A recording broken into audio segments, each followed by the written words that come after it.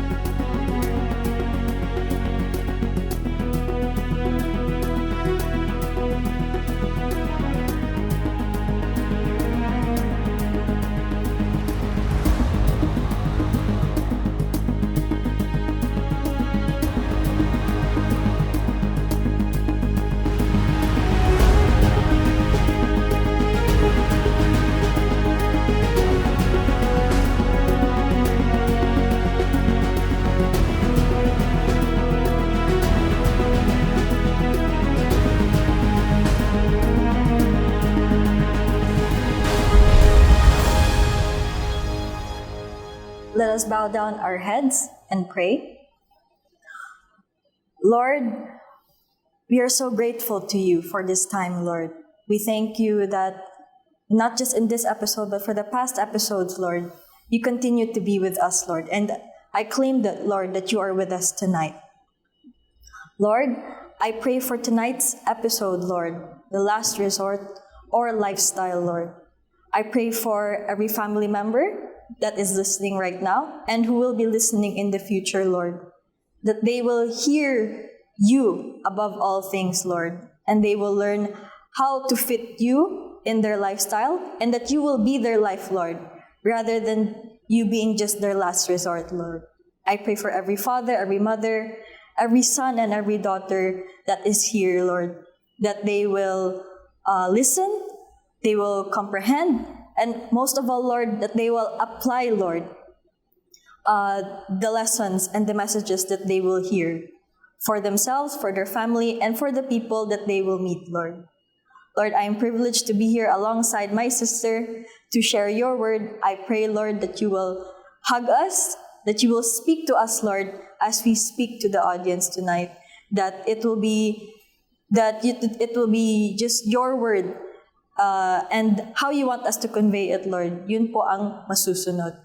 Lord, we give you back all the glory and all the honor, Lord. In your name we pray, amen.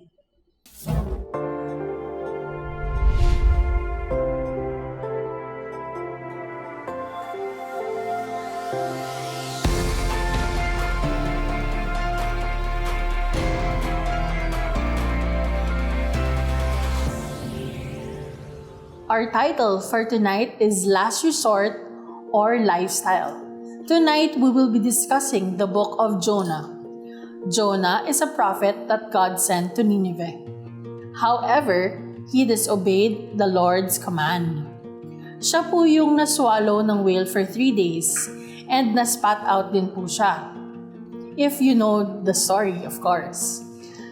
Eventually, Jonah still obeyed the Lord after a while. And now, we will talk about the story in details. The first point for tonight is the hardness of heart. Kumbaga, disobeying God po tayo. Dad, can you read Jonah 1 verses 1 to 3? We are reading from the New Living Translation po. Jonah chapter 1 verse 1 to 3. The Lord gave this message to Jonah, son of Amittai. Get up and go to the great city of Nineveh.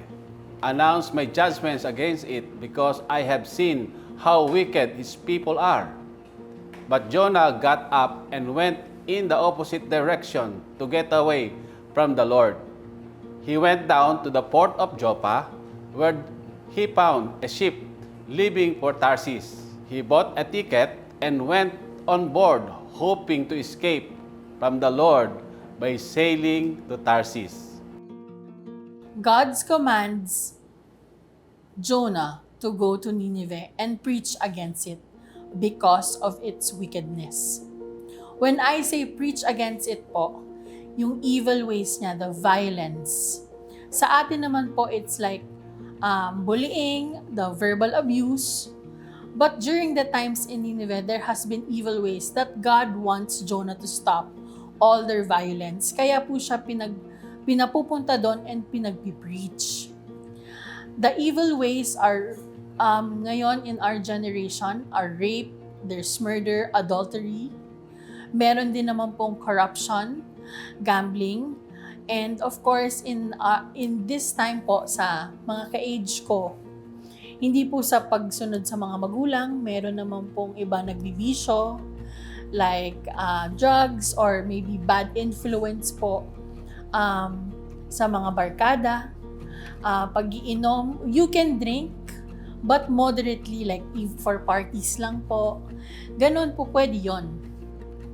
May iba naman po, pag college ka, or hindi ko alam, baka po sa high school po pwede rin yun na papasok, ayaw mo. Pinapasok ka ng magulang mo pero nag-cutting classes ka. Yung pagsuway po yun sa magulang. This is disobeying your parents. And this is one way also of disobeying God. When He says one thing and you do the other thing. When we actively pursue God, one thing clearly, God does not want us for that. Instead, Jonah's disobedience is, instead of obeying God's command, Jonah decided to flee. He heads to the port city of Joppa and finds a ship bound to Tarshish. Kasi sa Nineveh po talaga siya bound, hindi po siya sa Tarshish. Doon po siya pinag-prophesy ni God. Kasi nga, may evil ways na nangyayari on that city. So, Jonah's initial act of fleeing from God's command to go to Nineveh is a direct act of disobedience. Parehas po ng kapag ang magulang natin ay sinabing, gawin mo to, gawin mo yan, pero ayaw natin kasi nga may iba tayong gustong gawin. So, it is an act of disobedience also. And it is also an act of disobedience to God. This reluctancy shows the lack of faith and trust in God's plan. Sa panahon ng Nineveh, bakit nga ba during those times, what do you think were their wicked ways? Dad, what do you think were their wicked ways during the Nineveh time? Sa nabasa natin, wicked ways, sabi, no? Although yung Nineveh is mayaman siya, great city. Dun sa sa verse 2, great city. So ibig sabihin mayaman na lugar siya. Pero very oppressive yung mga tao. Kung ano yung What do you mean by oppressive? Oppressive is that kung ang sinabi ng Diyos ganito, kabaligtaran yung ginagawa nila. Katulad ni Jonah, ginawa niya, di ba? Sabi ng Lord sa kanya, go to Tarsus. Go to Nineveh. But nagpunta siya sa opposite direction. Ganon ang tao sa Nineveh. At napakaraming, during that time, maraming maraming namamatay, maraming namamatay, maraming mga mangkukulam, mga sorcerer, maraming yung may mga may mga kaso din ng mga rape during that time, no? Kaya takot si Jonah napunta doon. Kaya At saka, dinisobey niya si God. Yeah, at saka isa pa, yung mga tao doon sa Nineveh, hindi mga Israelita yon. Mga sila, mga Samaritano. Ibig sabihin, sila, yung half Israelite, half pagan. Ito yung ayaw ni Jonah dito, no? Yun yung dahilan kung bakit ayaw ni Jonah na magpunta sa Nineveh. This is why he disobeyed the Lord. Yeah. So, ikaw naman, Dad, during your time, how have you disobeyed God? Siguro yung mga ka-age ko or maybe younger age, ganon. How do you think have you disobeyed God? Spotlight mo ata ako, Hana, dito. Pwede rin. Alam mo, during my age, na katulad mo ako, no? Maraming bagay din akong na-disobey sa parents ko, sa sinasabi nila. Sometimes parang ako si John eh. Kung ano yung sinabi nila, yun ang, kung ano yung sinabi nila, opposite ang ginagawa ko. Kaya may natandaan ako one time, konti na akong malunod during that time. Ang sabi sa akin, kasi yung mga katulad kong mga ka-age ko during that time, mga kabataan, ang lang namin, wala pa kaming wala pa kaming mga gadgets. So kung di nagbubol preso kami, o nagtataguan, naliligo kami sa sapa. Correct. No? And during that time, ang dami, ala pa naman kasing yung, ang tawag dito, yung... salbabida, at saka yung swimming pool. Kaya sa sapa kami naliligo. Okay. So, one time, sabi nung tatay ko na huwag kang pupunta ng sapa, malalim ngayon. Baka malunod ka doon. Baka walang makakita sa'yo. And truly enough, na konti na akong malunod. Dahil sa pag-disobey ko. So, buti na lang, may nakasagip sa akin. Hindi ko rin alam kung bakit gusto kong punta ng Pangpang, pero bakit ako napunta sa gitna? Buti na lang buti na lang may nahawakan ako. Katulad ko rin naglalagoy na medyo malaki sa akin. Kaya nakaligtas ako. Pero yung pangyayaring yon nakarating dun sa tatay ko. And then nagtulog-tulugan ako nung time na yun, nung umuwi ako sa bahay, nagtulog-tulugan ako, tapos ginising ako ng tatay ko. And then sabi niya, konti ka na daw malunod. So wala akong sinabi ko nang huwag kang pupunta dun eh. Wala kang maribat ngayon. So hindi ako makakibusa sa kanya. So pinabayaan ko na lang na, hindi naman siya nagalit sa akin, pero disappointed siya sa ginawa ko. Lesson learned for you. Yeah. Nung naging tatay ka naman, how do you think have you disobeyed God? Kasi ako, I would want to also be a parent someday, or maybe our viewers are listening, mga young fathers, the families who are watching us, may they learn kung ano pa yung sa tingin mong nung simula you have disobeyed God, tapos biglang hindi mo kasi inintay yung yung timing ko. So how do you think have you disobeyed God?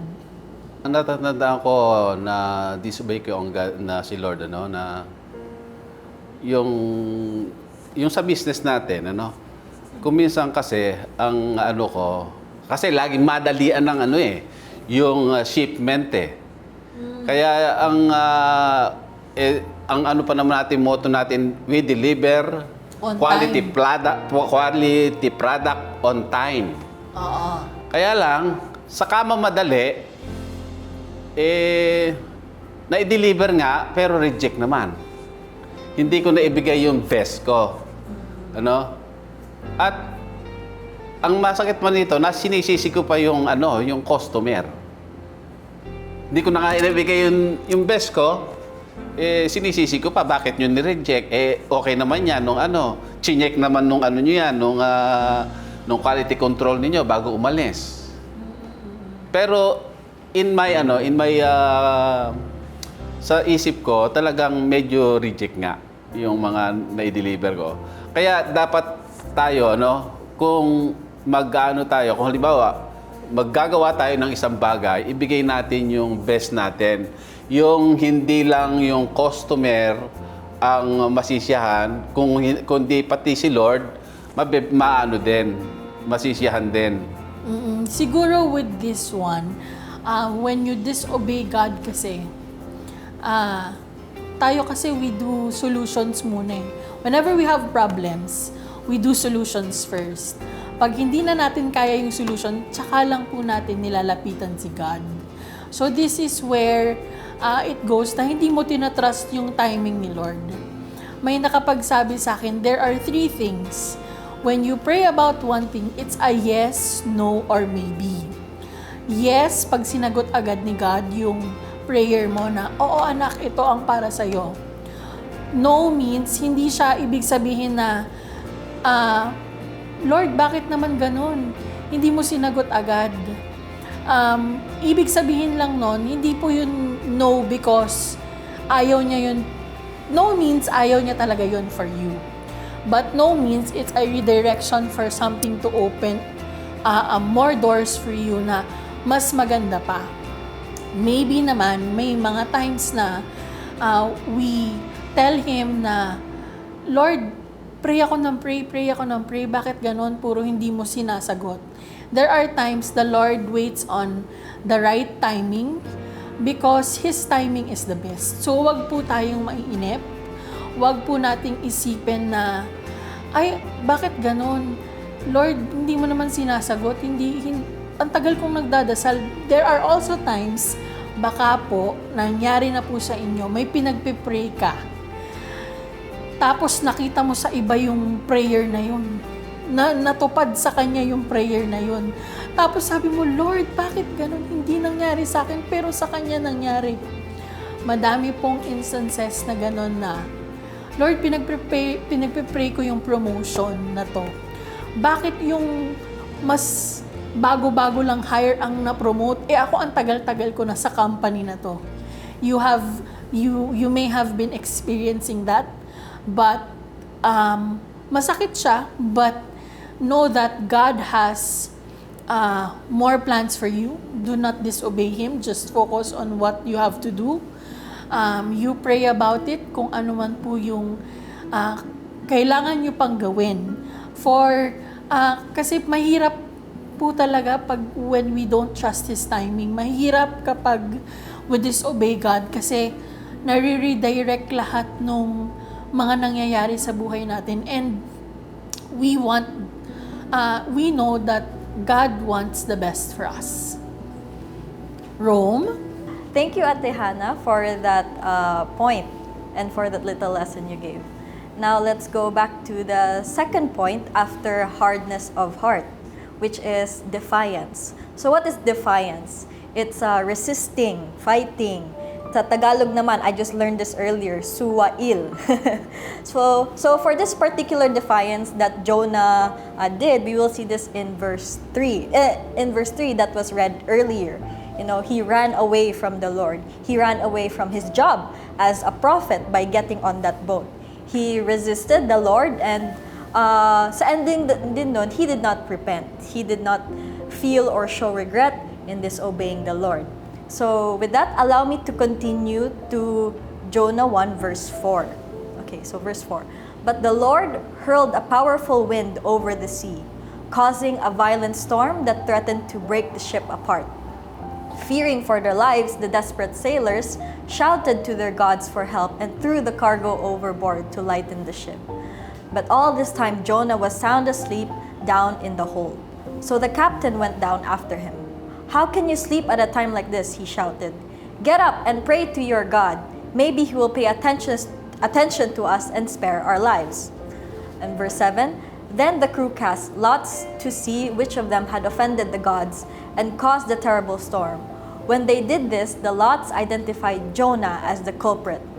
Verse 8, why has this awful storm come down on us? They demanded. Who are you? What is your line of work? What country are you from? What is your nationality? Verse 9, Jonah answered, I am a Hebrew, and I worship the Lord, the God of heaven, who made the sea and the land. Verse 10, the sailors were terrified when they heard this, for he had already told them he was running away from the Lord. Oh, why did you do it? They groaned. Verse 11, and since the storm was getting worse all the time, they asked him, what should we do to you to stop this storm?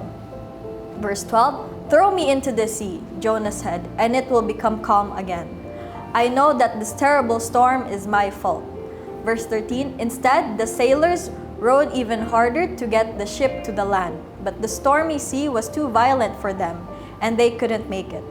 Verse 14, then they cried out to the Lord, Jonah's God. O Lord, they pleaded, don't make us die for this man's sin, and don't hold us responsible for his death. O Lord, you have sent this storm upon him for your own good reasons. Verse 15, then the sailors picked Jonah up and threw him into the raging sea, and the storm stopped at once. So from this verse, we can see that Jonah, he knew God. He knew how powerful he was. He knew that he was the maker of heaven and earth, the sea and the land. And yet, despite knowing all that, he still resisted God. Bakit? Why? It goes back to the first point, which is he had the hardness of heart, and that leads to the point now, which is defiance. I admit, in some ways, I can relate to Jonah, unfortunately. Sometimes I'm told to do one thing, but I do the complete opposite, either because I don't want to or because I'm scared. I'm sure a lot of people listening who are like me, a daughter or even sons who are listening that can relate to this, where we are asked to do one thing whether it's by our parents or by our older sibling, and then dahil lang sa ayaw lang natin, dahil lang we don't want to do it. We defy them. We say, no, I don't want to do that. I'm gonna do the opposite. And ayun. I can totally relate to that. So, I would like to ask my mom naman. Mom, when you were a child, what were the ways in which you were defiant? Alam mo, ang ganda-ganda ng topic na to, Rome, no? Because I'm sure the whole family can relate. Yung mga viewers natin sitting beside their parents. Kasi yung title pa lang na Last Resort or Lifestyle, it's a brave and challenging question. Last resort nga ba natin ang Panginoon? At dito sa istorya ni Jonah, defiant siya sa ating Panginoon. He does the complete opposite. During my time, alam mo, I am the 9th among the 10 siblings. Medyo malakas ang dating ko because medyo close ako sa tatay ko. I can get what I want. But most of the time, kung ano yung gusto ko at talagang ipinaglalaban ko, I became defiant sa, medyo suwail ba ang tawag doon? Hindi naman suwail na suwail, but I wanted to forcefully make a statement of what I want, no? When I was going to college, since mahirap lang po kami, the only course that my parents are suggesting for me to take, actually, gusto pa nga nila maghinto ako ng pag-aaral. But no, sinabi ko talaga hindi ako maghihinto ng pag-aaral. You have to do your obligation as my parents. Kung kailangan mga mangutang, ibenta ang mga kalabaw. But I want to go to college, no? Alam mo, iniisip ko ngayon yan, talagang I'm not very proud of the way how I say that to my parents because I know na ngayon pag wala kang resources na hindi mo maibigay sa anak mo yung gusto nila, you feel very bad. And nasunod ako at that time. I don't know how my father and my mother did it, but they told me to get na lang, kung pwede na lang, maging education student ako or maging teacher. No offense sa mga teachers, I love teachers, but I'm not cut out to be a teacher. So, I want to be either a businesswoman or a nurse or a doctor, pero hindi talaga kaya ng parents ko. So, sa bandang huli, yung preparation for doctors, which is BS Chemistry, yun na lang ang naging course ko. Pero there was a rebellion, there was a struggle between me and my parents. Masama pa rin ang loob ko at that time, pero yun lang talaga ang kaya ng magulang. So, ng magulang ko, I'm not very proud, but really, I forcefully asked them, you do this to me or else I will be rebellious. I will get out of the house. I will run away kung hindi nyo ako pag-aaralin sa gusto kong kurso. So, that was the time before college talagang medyo suwail akong anak. Wow, Mom.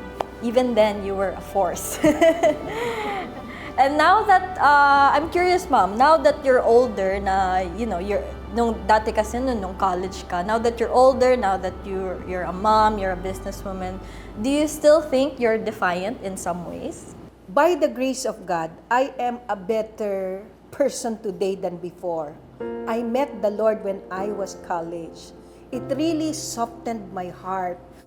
Yung position ni John na ngayon, he knows already God. Pero I think, meron siyang fear na pumunta dun sa Tarshish eh. So yung fear ang hindi niya ma-overcome. On my case naman, ngayon, no, I believe yung faith muscle ko is strong enough because that was 1985 when I graduated. It's more than 20 years that I am a Christian. And I'm proud to say that by the grace of God, hindi na ako ganun kaswail. There are times I make mistakes, but madali na ako magpaibot, humingi ng repentance because I know the love of God for me. So, kukonti na lang yung defiance, but I am a better Christian today than yesterday. And I praise God because as I read Jonah's book, every time there's always a new revelation. And yung salitang last resort, praise God, yung seek ye first the kingdom of God and everything will follow, yun na po ang nasusunod sa puso ko at yun ang gusto kong ibahagi sa mga anak ko. Na ang ending din naman, it's a waste of effort. Na ang ending naman, talo pa rin tayo, lost ang sitwasyon natin. We will not be victorious if we will not put God as our first resort. No, before kung wala akong pera, call a friend, call a Bombay. Yan ang una kong gagawin. Pero ngayon, call my God. Kung sa ano sa pangangailangan namin. Problema sa tuition fee, problema sa pambayad sa doktor, problema sa pambayad sa kuryente. Those are the things na ang first resort ko dati, call a friend or call a loan shark. And yet, by the grace of God, that now that I am a Christian, God, the God who died in the cross, is my first resort. Thank you for that, Mom. Yeah. So, first resort mo na talaga si God. So, actually, that leads up to the third point that I have right now, when is our last point, which is the last resort. So, this was when Jonah was inside the belly already of the big fish. So, Mom, is it okay if you read to me the rest of the verse from verse 17? Verse 17 po tayo, no? This is a beautiful, beautiful story and I pray that the family will replay and read back dito po sa ating story ng Jonah. Verse 17, now the Lord had arranged for a great fish to swallow Jonah. And Jonah was inside the fish for 3 days and 3 nights. And from here, we go into Jonah 2. Jonah's prayer. Mga kapatid, nasa Jonah's prayer na po tayo. So, Rome, can you continue? Yeah, so Jonah's prayer. Then Jonah prayed to the Lord his God from inside the fish. He said, I cried out to the Lord in my great trouble, and he answered me. I called to you from the land of the dead, and Lord, you heard me. You threw me into the ocean depths, and I sank down to the heart of the sea. The mighty waters engulfed me. I was buried beneath your wild and stormy waves. Then I said, O Lord, you have driven me from your presence, yet I will look once more toward your holy temple. Verse 5, I sank beneath the waves, and the waters closed over me. Seaweed wrapped itself around my head. I sank down to the very roots of the mountains. I was imprisoned in the earth, whose gates locked shut forever. But you, O Lord my God, snatched me from the jaws of death. Verse 7, as my life was slipping away, I remembered the Lord, and my earnest prayer went out to you in your holy temple. Those who worship false gods turn their backs on all God's mercies. Verse 9, but I will offer sacrifices to you with songs of praise, and I will fulfill all my vows. For my salvation comes from the Lord alone. Verse 10, and I believe this is the last verse, then the Lord ordered the fish to spit Jonah out onto the beach. Last resort, when you've experienced the hardship, then that's when you go to God, because you have no other option. That was Jonah. That was his mindset, Before this prayer, actually, before this verse, Jonah, as you can see from the earlier verses we mentioned, Jonah was adamant in going his own way, disobeying God, getting on a boat, and, going to sleep. But then he saw that the road he was going on, it was hard, and he risked the lives of the people on the boat. And then, so to save the lives, he got swallowed by the big fish. And that was when, and only when, on the third night of him being on the big fish, he looked to God and started repenting.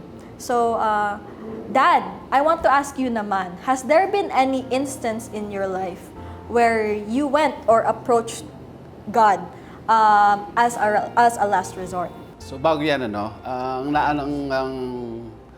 lesson learned ko lang dito nung binabasa mo to, si Jonah, pwede kang tumakas o pwede kang tumakbo, pwede kang magsinungaling, pero hindi ka pwedeng magtago sa Diyos. Yun yung nakikita ko dito. And God is a God of a second chance. So dito, binigyan ng pagkakataon ng Panginoon si Jonah na tuparin yung inuutos sa kanya ng Diyos. Sa akin, kung minsan yung mga choices natin, kung minsan, ang nagiging choices natin, kung ano yung gusto natin as a human, hindi natin isinasalang-alang yung gusto ng Diyos. Kasi kung minsan, tayong mga tao, kung ano yung hindi tama, kung minsan ganun tayo, kung ano yung hindi tama, parang masarap gawin. Na niyo yun? Nakarelate kayo? Kung ano yung bawal, yun yung ginagawa natin. So, at saka ginagawa nga natin yung hindi natin inuuna yung Panginoon, Hindi natin nagiging siya, yung nagiging alternative lang natin. Alternative ba itawag doon? Nagiging yung second lang natin siya o third choice lang natin siya. So hindi natin siya first choice na ginagawa. So dapat sa mga tatay, lalo na sa mga tatay, sa mga tatay nanonood, sa mga ama ng tahanan, kailangan po nating Huwag natin gawing last resort ang ating Panginoon. Lagi natin kung ano man yung didesisyonan natin, so itawag muna natin sa Kanya. Kung may financial backlash ka, wag yung Bombay ang tatawagan mo. Kasi kung minsan, alam niyo naman tayong mga tao, ginagawan lang natin ng paraan, ginagawan lang natin. Pero hindi nawawala yung problema pagka ganun. Pagka tayo gumawa ng paraan, andyan pa rin. Sometimes ganun, Halimbawa, may problema ka, maglalasing ka. Pagkatapos malasing ka, ano pa rin naman yung problema, di ba? Hindi naman nawala. So, akala natin yung alak ang makapagpapalimot sa atin o makapagbibigay ng solusyon sa problema natin. Pero sumakit pa yung ulo natin, di po ba? Halimbawa, kulang ka sa financial, meron kang natitirang kaunting pera. Ngayon, isasabong mo para baka lumago. Pero yun ba talaga yung solusyon? Kung matalo ka, di konting pera mo, wala na. So kung meron po tayong problema, i-ano natin sa Diyos. Idasal natin sa Diyos kung ano, bigyan tayo ng wisdom kung ano yung gagawin natin at ituturo naman niya. Binigay nga niya yung bugtong na anak niya. Yung pang-konting problema natin ang hindi niya solusyonan. So sa mga tatay pong nanonood ngayon, sa mga nanay, sa mga kuya at ate, so wag po nating gawing last resort ang ating Panginoon. Unahin po natin siya. Yes, amen and amen, Dad. I mean, when you were talking, I found myself relating to some of the, the sentences that you said. Hindi naman yung sa Bombay, pero yung dun sa having God na lang or going to God as a second or third opinion na lang. Oo. I cannot tell you, and I don't want to admit how many times I've used God as a second or third opinion or para siyang last resort. But I can tell you that in the times that I did that, it resulted in me just spiritually, emotionally, and physically drained. And at the end, hindi din na-solve yung mga problema ko, hindi nawala.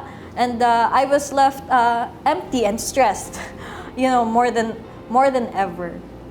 So I just want to say that, sometimes our reluctance to trust God, our reluctance to go to God, it comes from lack of faith. Maybe we've had an experience before na we prayed to God, then maybe it's whether it was a last resort situation or maybe it was the first time, tas hindi niya tinupad agad. Like what Ate Hannah said earlier, di ba? Yung hindi niya tinutupad agad. And that led us to go away from Him. And then to keep using Him as a last resort na lang. Kasi from experience niyo yan. And sometimes it happens unconsciously, na parang ma-realize mo na lang na, ginamit ko pala, I only prayed na lang nung ginawa ko na lahat nung kaya ko. Hindi ko siya in-approach nung una. So that leads us to feel some sort of guilt. And that leads us to go away more from God. Right? But I believe that all of us, as long as it's for God, we are all guilt-free. All that matters is to go back to Him, right? And to nurture our relationship with Him. And to keep feeding our faith in Him. I would actually like to share one of my life verses, which is Jeremiah 17, verse 7 to 8. But this is the NIV version. But blessed is the one who trusts in the Lord, whose confidence is in Him. They will be like a tree planted by the water that sends out its roots by the stream. It does not fear when heat comes. Its leaves are always green. It has no worries in a year of drought and never fails to bear fruit. I would just like to say that God has faith in us. God has confidence in us. So let's try every day to have God in our lives as a lifestyle and not as a last resort. So with that, I'd like to ask naman my sister, who is my co-speaker for tonight. Ate Han, was there any instance in your life where you were faced with a situation or a problem, and then when all was done na, tsaka mo lang parang na-realize, oh my goodness, I used God as my last resort. Parang napaganon ka. Thank you for that question. Merong dalawang points. One is, nung nag-college ako, it was, parang pabagsak ng subject. Math kasi yon. Hindi ko po talaga kasi gusto ang math. I'm sure everyone can relate. Taas po ang mga kamay nyo sa mga ayaw sa math. But then, siguro it was God's way of saying na, you have to trust me in this. Binagsak po ako ni Lord. So sabi ko, Lord, bakit ganun? I performed well. Yun pala, nalaman ko sa dulo na tinulungan talaga ako ni Lord, hindi lang ako masyadong nag-aral. Tapos nalaman ko po na yung mismong teacher pala ang na ayaw ako nung teacher ko. So I just prayed to God. Sabi ko, Lord, ikaw na po ang bahala. I'm going to retake it. By the next year, or susunod na semester, tinake ko po siya ulit. By God's grace, He was with me. So I prayed with Him. And then the next one, when I worked for BPO, hindi siya,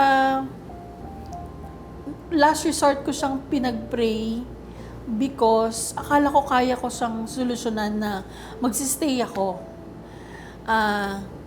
Hindi ko siya masyadong, sabi ko, Lord, hindi. Nung una, pinag-pray ko kasi yung work na yon. Sabi ko, Lord, pag natanggap ako sa interview na to, it is from you. One day, natanggap ako. One day yung interview, tas the next day, okay, you're hired. Sabi ko, ay, bongga ka ako, Lord, ikaw iti. Tapos, nung nag-progress siya, sabi ko, ay, parang hindi maganda yung environment. Sabi ko, Lord, gusto mo ba talaga to for me? Kasi hindi ko kinalakihan yung environment. So, I kept on praying. Parang on the succeeding months, pinakita ni Lord na gusto mo yung trabaho, di ba? O ganyan magtrabaho sa totoong world. Sabi niyang ganon. Panindigan mo. O di, pinanindigan ko po talaga. And then, nung sumuko na ako kasi nga, parang nadidiscriminate na yung pagkatao ko, and then si Lord medyo na siya. Sabi niya, hindi mo na ako napaprioritize, mag-pull out ka na dyan. So, yung the quality of my life, na si Lord yung uunahin ko, inuna ko talaga siya. So, let this be a lesson to us na wag po nating i-last resort si God. Let us make Him our lifestyle. Hindi naman po mahirap na gawin yon, na gawin nating lifestyle sa pamumuhay natin si Lord. And the Lord is pleased when you do it. His plans will continue with you. You will be blessed abundantly. And wag po tayong matakot. Have faith in Him. He is a God who is gracious and He loves us very much. Hindi po niya tayo mapahamak. So let God be in our lives. Hindi po siya last resort. Let's make Him our lifestyle. So, thank you, Ate Han, for answering that. So, kumbaga, nung nagawa mo siyang last resort nung una, and then you learned your lesson, and then He slowly but surely, He became part of your lifestyle. Yun, okay. So, with that, actually, me and Ate Hannah would like to ask our mom and dad. So, how was our performance tonight? What do you think? How do you think what I performed? Did we perform very well? Is that a question for me and for your dad? And I will gladly answer. Unahin natin si Father Dear. Go! Yes, Dad. How do you think we did tonight? Ako, kaya niyo naman pala magsalita. Di ba? Bakit nila-last resort niyo si Lord? Kasi, alam ko, I'm proud ako as a father na nakapag share kayo ng gospel sa iba. sa katulad nito, dati parang nahirap kaming kumbinsihin kayo, no? Pero ngayon, parang hindi na kayo pinipilit na magsalita. So kusa na kayong nag-share ng gospel na sa kaya ninyo. Hindi naman din po ako iiyakan, no? But I want to say that I'm very happy. Kasi matagal ko namang pinag-pray ito that the first resort of my children is our God. This is what is missing in this generation. Marami pong Jonah na katulad ko. I was once a Jonah. But I praise God that I belong to a community that keeps pursuing me. Para po magsalita ang mga anak ko tonight, marami pong tumulong na nakakakilala sa ating Panginoon. Gusto kong pasalamatan sila lahat yung tumulong sa amin. Magmula umpisa lahat, maraming pastors, marami kaming kaibigan, to speak to our children, to prioritize God na maging lifestyle nila. What do we rally here in Red Talks? Kwentuhan for families. Na kami po, ordinaryong pamilya, na pinipilit naming mga magulang na magsilbi ang aming mga anak sa Panginoon. And yet, the enemy is out there to steal them. The environment, no? Especially now na maraming social media, it is very easy for the children to prioritize other things. Hindi sa lifestyle nila na unahin ng Panginoon.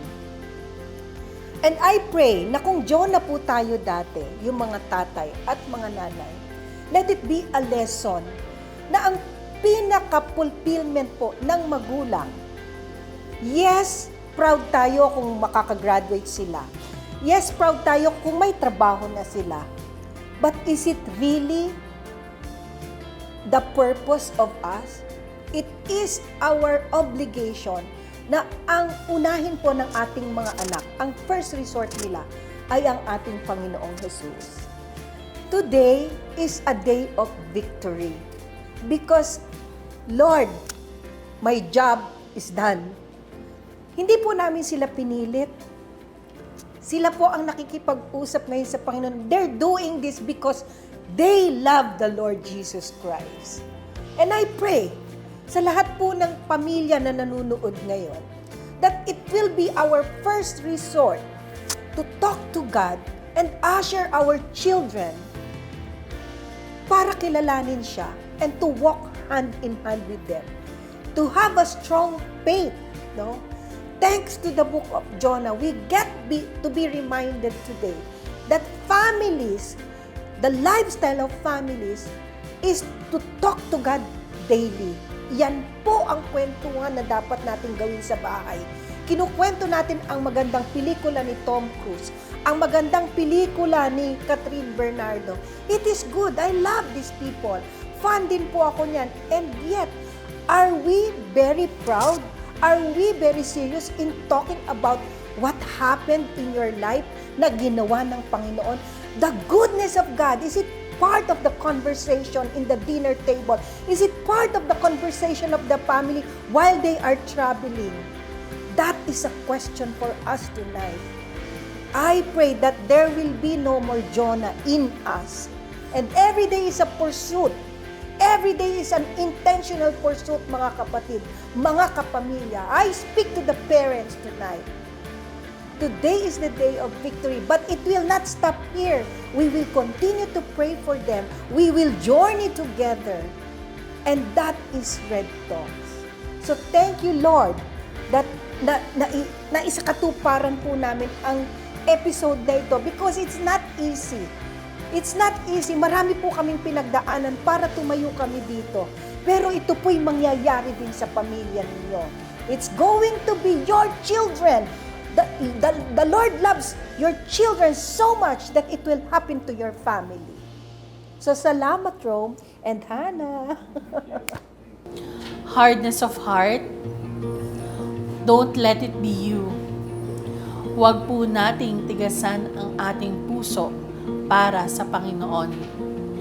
Seek God's will. Surrender to the Lord. Don't make Him your last resort. Instead, make Him your lifestyle. Are you defiant? Do you find yourself resisting the Lord and His purpose for you? Suwail po ba kayo? Don't be like that. Remember that the Lord has a will and purpose for you, and it can only be good. Remember that God loves you, and He only wants the best for you and your future. Jonah's generation is evident in these modern times. I once was part of that generation. But praise God, Jesus Christ brought to us the grace generation. I pray that we will walk hand in hand with our Lord Jesus Christ, and He's going to be our lifestyle. He loves us so much. May problema ka ba katulad ni Jonah? Huwag kang mag-alala. Basta kaya ni Lord yan. Unahin mo lang siya, magdasal ka palagi, at huwag mo siyang gawing last resort. Kung ano man ang iyong gagawin, kailangan lang lagi kang tatawag sa Kanya. Let us put ourselves in the presence of God. Heavenly Father, we thank you for tonight. We thank you for our episode Last Resort or Lifestyle. We know, O Father, that this is not an accident, that me and Rome are the main speakers for this episode. We know, Lord, that you have been glorified tonight through our words and through you, O Father. We know, Lord, that we pray, O Father, that a lot have been blessed and a lot have been listening to your word. I just sense in my heart, O Father, na madami pong pinagdadaanan ang mga nanonood tonight. May this episode be a blessing to each and every homes. Kung sino man po ang karapat-dapat na makarinig nito tonight, I know, O Father, that you are working in their hearts, in their minds. May mga taong nakapag-disobey po sa kanilang mga magulang. May mga tao pong